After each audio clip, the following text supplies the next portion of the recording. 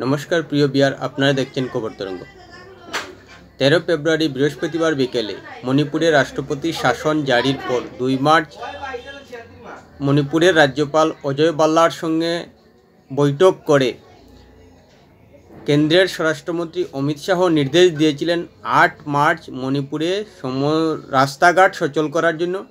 সেই হিসেবে 8 মার্চ ইম্ফল থেকে কাংপোকপি হয়ে সেনাপতি জেলায় বাস চলাচল করছিল এবং ইম্ফল থেকে বিষ্ণুপুর হয়ে চূড়াচাঁদপুর পর্যন্ত বাস চলাচল করছিল। কিন্তু 8 মার্চ প্রথম দিনই সংঘর্ষ হয়ে গেল কাংপোকপি জেলা গামগিপাই মোদবাং কেইতল মানবি স্থানে। আর এই সংঘর্ষে একজন নিহত এবং 25 জন আহত হয়েছেন, সেখানে মহিলাও রয়েছে।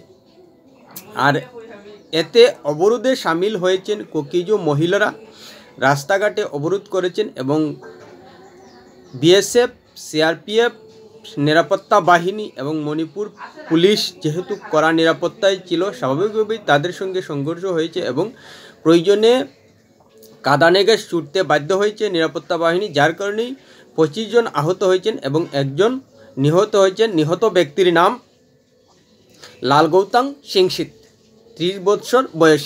প্রিয় বিয়ার, ভিডিওটি ভালো লাগলে সাবস্ক্রাইব করবেন, এতে আপনার ক্ষতি হবে না কিন্তু আমাদের উপকার করে দেবে। 8 মার্চই মণিপুরের মতোই সংগঠন ফেডারেশন অফ সিভিল সোসাইটি এক পদযাত্রা শুরু করতে চেয়েছিল, কিন্তু সেই পদযাত্রা অনুমতি ছিল না বলে পুলিশ আটকে দেয় এবং এ নিয়ে প্রতিক্রিয়া হয়েছে। আর অন্যদিকে 8 মার্চ স্বরাষ্ট্রমন্ত্রী অমিত শাহ মণিপুরের সারা রাজ্যে সড়ক সচল করার যে নির্দেশ দিয়েছিলেন, তাতে কোকিজো সংগঠনের সদস্যরা তীব্র প্রতিবাদ জানিয়েছেন। তারা দাবি জানাচ্ছেন যে তাদের দাবি দেওয়া পূরণ হওয়ার পরই কেন্দ্র সরকার সিদ্ধান্ত নিক, আগে তাদের দাবি দেওয়া পূরণ করুক। এখানে পরিষ্কার হয়ে গেছে যে এখনও কোকিজো সম্প্রদায়ের মধ্যে অসন্তোষ রয়েছে এবং সেই অসন্তোষ এখনও যায়নি। তার আগে বলে নেই যে মুখ্যমন্ত্রী বীরেন সিং পদত্যাগ করার পরই কিন্তু মণিপুরের রাষ্ট্রপতি শাসন হয়েছিল এবং 1.5 বছর পর তিনি পদত্যাগ করেন। তারপর রাষ্ট্রপতি শাসন হওয়ার পর অজয় ভাল্লা সময়ে সময়ে তারিখ নির্ধারণ করে সাধারণ জনগণের কাছে যেভাবে আগ্নেয়াস্ত্র ছিল তা জমা করতে নির্দেশ দিয়েছিলেন এবং পরিষ্কার কঠোর বার্তা দিয়েছিলেন। এরপর যাদের হাতে আগ্নেয়াস্ত্র পাওয়া যাবে তাদের বিরুদ্ধে কঠোর পদক্ষেপ নেওয়া হবে। সেই হিসেবেই কোকি সম্প্রদায় এবং মতোই মণিপুরী সম্প্রদায় থেকে যার যার হাতে আগ্নেয়াস্ত্র ছিল তারা পুলিশ স্টেশনে সমঝে দিয়েছেন। খবরে এটা জানা যায় যে বেশিরভাগ মানুষই আগ্নেয়াস্ত্র জমা দিয়েছে, অর্থাৎ শান্তির পথের দিকে এগুচ্ছে মণিপুর।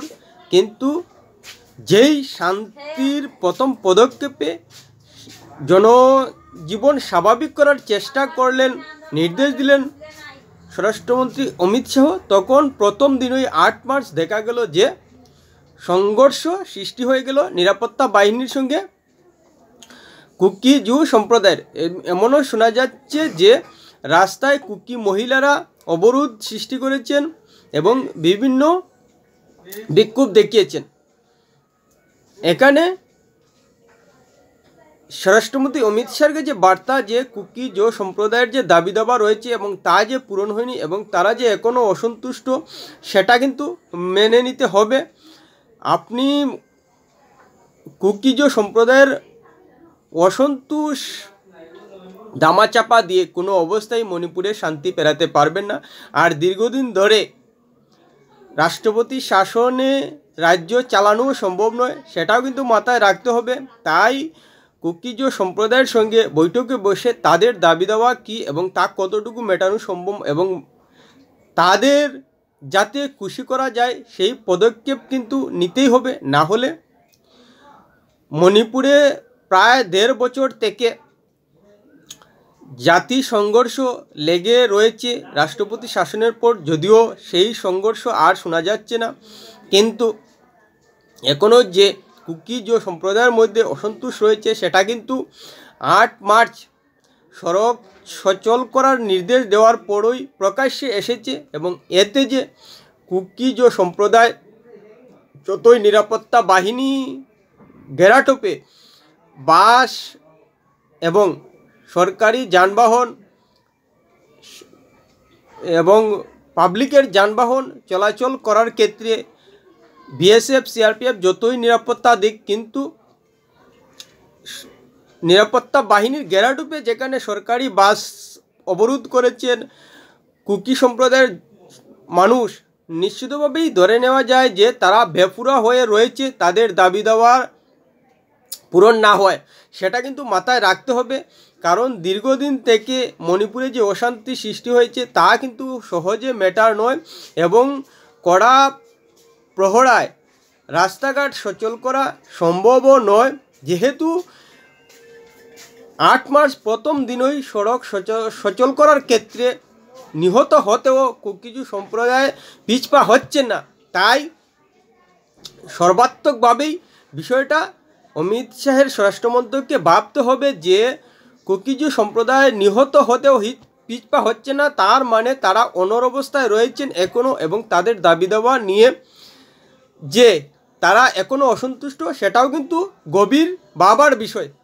আর কঠোর নিরাপত্তা দিয়ে জনজীবন যে সচল করা সম্ভব না সেটা নিশ্চিতভাবেই বলে দেওয়া যায়, কারণ মানুষের নিরাপত্তা মানুষই যখন দেবেন তখন কিন্তু আর বিএসএফ সিআরপিএফ বা মণিপুরের পুলিশের দরকার পড়বে না।